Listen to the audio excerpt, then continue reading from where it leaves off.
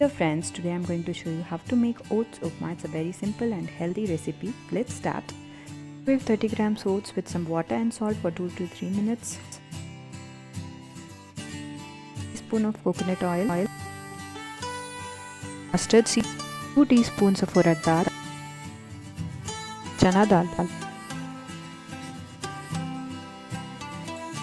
Add some ginger.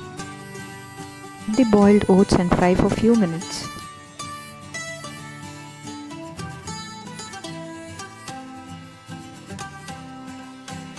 Now let's fry the vegetables in coconut oil.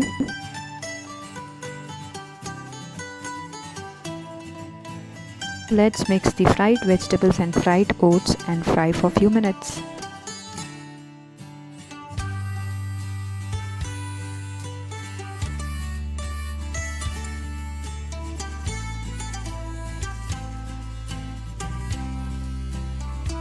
Upma is ready to be served hot. Thank you for watching. Please subscribe for more videos.